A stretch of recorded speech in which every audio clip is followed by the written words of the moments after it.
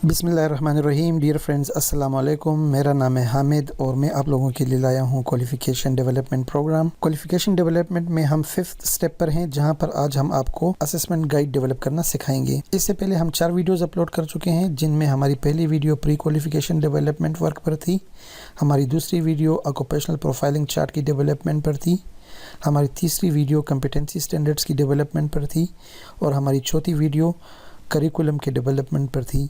इन चारों वीडियो के लिंक्स इस वीडियो की डिस्क्रिप्शन में प्रोवाइड कर दिए गए हैं। आज के 5वें प्रोग्राम में हम असेसमेंट गाइड को डेवलप करना सीखेंगे। आज के प्रोग्राम में हम देखेंगे कि competency based training and assessment क्या चीज़ है, हम असेसमेंट क्यों कंडक्ट करते हैं, असेसमेंट की डिफरेंट टाइप कौन सी हैं, असेसमेंट के फॉर्मेट और इसके डिफरेंट सेक्शंस को डिस्कस किया जाएगा। सबसे पहले असेसमेंट की इंपॉर्टेंस को समझना ज़रूरी है। Competency based training and assessment 2 अल्फाज का मजमूआ है, जिसमें कम्पिटेंसी बेस्ड ट्रेनिंग और कम्पिटेंसी बेस्ड असेसमेंट शामिल हैं। ये दोनों मिलकर competency based training and assessment को फॉर्मेट करती हैं। इससे हमें ये अंदाज़ा होता है कि जितनी कम्पिटेंसी बेस्ड ट्रेनिंग ज़रूरी है, इतनी ही इंपॉर्टेंस कम्पिटेंसी बेस्ड असेसमेंट की है और competency based training and assessment एक प्रॉपर असेसमेंट के बगैर इनइफेक्टिव होगी। अब हम ये जानने की कोशिश करते हैं कि कम्पिटेंसी बेस्ड असेसमेंट क्यों कंडक्ट की जाती है। कम्पिटेंसी बेस्ड असेसमेंट का मेन मकसद ये है कि असेसमेंट वो एविडेंस प्रोवाइड करती हैं जो कि ये प्रूव करती हैं कि ट्रेनी ने जो कम्पिटेंसीज लर्न की हैं वो उनको प्रॉपरली परफॉर्म कर सकता है। सेकेंडली, असेसमेंट हमें NVQF का सर्टिफिकेट इशू करने में हेल्प करती है और थर्डली, एक प्रॉपर असेसमेंट ये इंश्योर कराती है कि ट्रेनी की असेसमेंट फेयर, वैलिड और कंसिस्टेंट है। असेसमेंट को हम 2 मेन कैटेगरीज में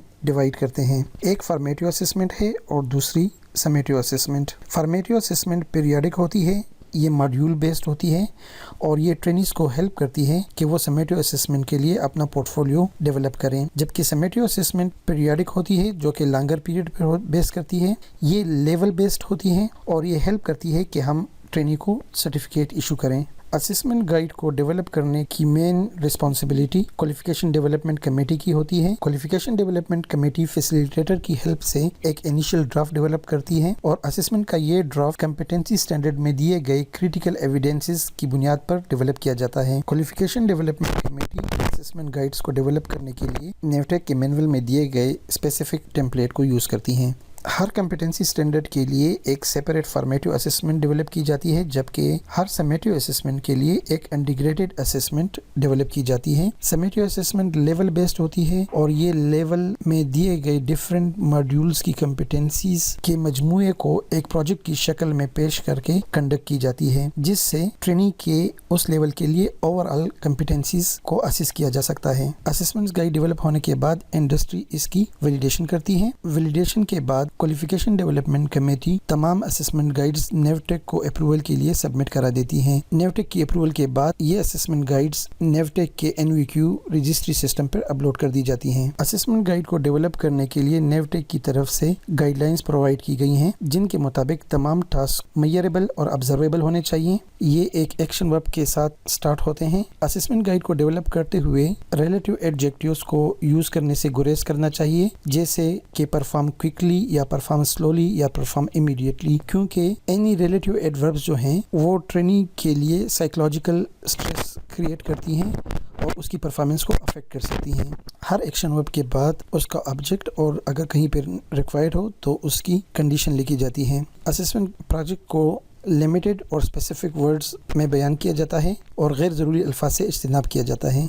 किसी भी टास्क को परफॉर्म करने के लिए टाइम फ्रेम इंडस्ट्री के रिप्रेजेंटेटिव सेट करते हैं और ट्रेनी को उसी टाइम फ्रेम के अंदर उस टास्क को परफॉर्म करना होता है। इन टास्क की असेसमेंट का मकसद ये बात इंश्योर कराना होता है कि ट्रेनी रिक्वायर्ड इंडस्ट्रियल स्टैंडर्ड्स को अचीव कर चुका है। इसके अलावा तमाम टास्क मेजरेबल, ऑब्जर्वेबल और एप्रोप्रिएट होने चाहिए ताकि उसको प्रॉपर्ली असेस किया जा सके। अगर किसी भी टास्क को परफॉर्म करने के लिए कोई स्पेसिफिक कंडीशंस रिक्वायर्ड होती हैं तो उसको असेसमेंट गाइड में मेंशन किया जाता है। असेसमेंट टास्क को लिखने के लिए एवेल्युएटिव वर्ड, ऑब्जेक्ट اور اس کے ساتھ ریکوائرڈ کنڈیشن یا اسٹینڈرڈ پرفارمنس کو مینشن کیا جاتا ہے۔ اسسمنٹ گائیڈ میں 3 پارٹس میں ڈیوائیڈڈ ہوتا ہے، جس میں پہلے پارٹ میں کینڈیڈیٹ کے لیے انسٹرکشنز ہوتی ہیں، سیکنڈ پارٹ پرفارمنس کرائٹیریا کو اسیس کرنے کے لیے ہوتا ہے، جبکہ تھرڈ پارٹ میں نالج اینڈ انڈرسٹینڈنگ کو اسیس کیا جاتا ہے۔ ہم ان تمام سیکشنز کو نمبر بائی نمبر ڈسکس کریں گے۔ سب سے پہلے ٹائٹل پیج ہوتا ہے۔ فارمیٹیو اسسمنٹ اور سمیٹیو اسسمنٹ گائیڈز کے لیے ایک ہی ٹیمپلیٹ یوز ہوتا ہے۔ یہ اسسمنٹ گائیڈ کا ٹائٹل پیج ہے، جس میں ایف فارمیٹیو اسسمنٹ اور ایس سمیٹیو اسسمنٹ کے لیے دیا گیا ہے۔ اگر آپ فارمیٹیو اسسمنٹس ڈیولپ کر رہے ہیں تو آپ نے یہاں پہ فارمیٹیو لکھنا ہے، یا اگر سمیٹیو اسسمنٹ کی گائیڈ ڈیولپ کر رہے ہیں تو یہاں پہ آپ نے سمیٹیو لکھنا ہوگا۔ اس کے بعد ٹریڈ کا نام، اس لیول کا نمبر، خواہ وہ لیول 1 2 3 یا 4 ہیں، اس کو منشن کیا جاتا ہے۔ اس کے نیچے اگر فارمیٹیو اسسمنٹ ہے تو اس کے اسٹینڈرڈ کا نام، اور اگر سمیٹیو اسسمنٹ ہے تو اس کے لیول کا نمبر دیا جاتا ہے۔ اس کے بعد اس اسسمنٹ گائیڈ کو ڈیولپ کرنے کی تاریخ لکھی جاتی ہے اور اینڈ پر نیو ٹیک کا نام دیا جاتا ہے۔ اسسمنٹ گائیڈ کا یہ ٹیمپلیٹ کینڈیڈیٹ کو انسٹرکشن کے لیے یوز ہوتا ہے، جس میں کوالیفیکیشن کی ٹائٹل اور کمپیٹنسی اسٹینڈرڈ کا ٹائٹل لکھا جاتا ہے۔ اس کے علاوہ لیول اور کمپیٹنسی اسٹینڈرڈ کا کوڈ بھی مینشن کیا جاتا ہے۔ یہاں پر کینڈیڈیٹ کا نام اور جن ٹاسک کی اسسمنٹ کرنی ہو ان ٹاسک کو یہاں پہ مینشن کیا جاتا ہے، اور ان ٹاسک کے لیے جو پرفارمنس کرائٹیریا یوز ہوتا ہے اس کو یہاں پر مینشن کیا جاتا ہے۔ کینڈیڈیٹ کے انسٹرکشن ٹیمپلیٹ ایگزام سے پہلے کینڈیڈیٹ کو ہینڈ اوور کر دی جاتی ہیں، جس سے کینڈیڈیٹ کو معلوم ہوتا ہے کہ اس نے کون سے ٹاسک میں اسیس ہونا ہے اور اس کے لیے پرفارمنس کرائٹیریا کون سا ہے، اور اس کو یہی پرفارمنس کرائٹیریا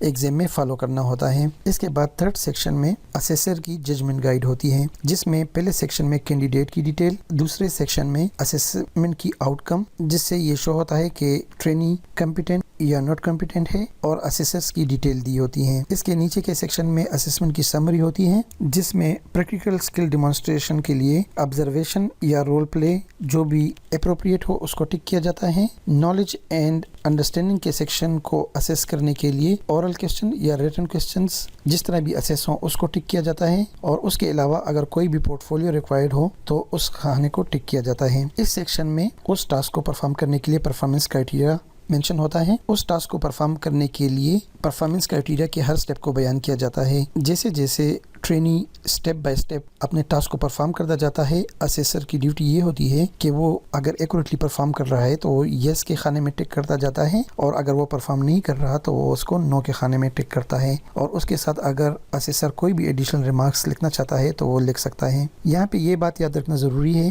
کہ پرفارمنس کرائٹیریا میں پرفارمنس سٹیپس کو لکھنے کے لیے ہم جو ایکشن ورب یوز کرتے ہیں اس کا ہم سیکنڈ فارم یوز کرتے ہیں، جس سے یہ پتہ چلتا ہے کہ ٹرینی اس سٹیپ کو پرفارم کر چکا ہے۔ ٹاسک کو کمپلیٹ کرنے کے بعد اس کے کمپیٹنٹ یا ناٹ کمپیٹنٹ ہونے کو ٹک کیا جاتا ہے۔ اس کے بعد اگر کوئی بھی پورٹ فولیو اویلیبل ہو تو اس کو مینشن کیا جاتا ہے۔ بچے کی اسسمنٹ ایک ٹاسک یا ایک سے زیادہ ٹاسک میں کی جا سکتی ہے۔ اس کے بعد نالج اینڈ انڈرسٹینڈنگ کی اسسمنٹ کی باری آتی ہے، اور اس میں فارمیٹیو اور سمیٹیو اسسمنٹ کے لیے ایک ہی فارمیٹ یوز کیا جاتا ہے۔ نالج اینڈ انڈرسٹینڈنگ کی اسسمنٹ کے لیے یہ ٹائٹل پیج ہے، اس کا سیم ہی فارمیٹ ہے جو کہ پرفارمنس اسسمنٹ کے لیے یوز ہوا ہے، اور اس کا تذکرہ ہم اوپر کر چکے ہیں۔ نالج اینڈ اسسمنٹ کے اس پروفارما میں کوالیفیکیشن کا نام، کمپیٹنسی اسٹینڈرڈ کا کوڈ، لیول کا کوڈ، یہاں پر فارمیٹیو اسسمنٹ کے لیے کمپیٹنسی اسٹینڈرڈ کا ٹائٹل، یا اگر سمیٹیو اسسمنٹ ہے تو لیول کا نمبر مینشن کیا جاتا ہے۔ یہاں پر اسسمنٹ کی ڈیٹ لکھی جاتی ہے۔ اس کے بعد کینڈیڈیٹ کے لیے گائیڈنس پرووائڈ کی جاتی ہے۔ تھرڈ سیکشن میں کینڈیڈیٹ اور اسیسرز کی ڈیٹیلز اور ان کے سگنیچرز ہوتے ہیں۔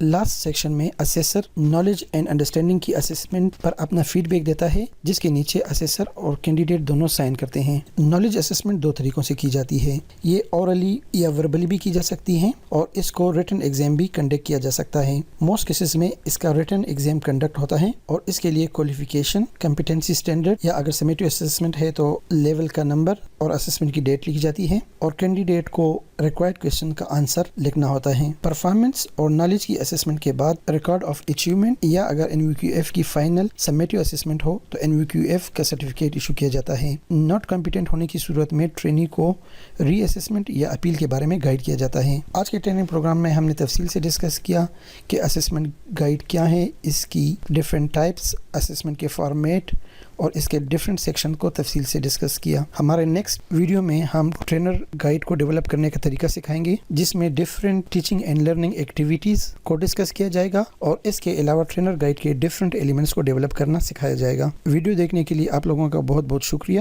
اگر آپ لوگوں کے ذہن میں کسی قسم کا کوئی بھی کویشچن ہو تو آپ لوگ مجھے کمنٹ کر سکتے ہیں یا آپ لوگ مجھے ای میل کر سکتے ہیں. میری تمام ویڈیوز میری ویب سائٹ tvitpk.com پر اویلیبل ہیں اور دوسری یوزفل انفارمیشن وقتاً فوقتاً اپلوڈ ہوتی رہیں گی. ویڈیو دیکھنے کے لیے آپ لوگوں کا بہت بہت شکریہ.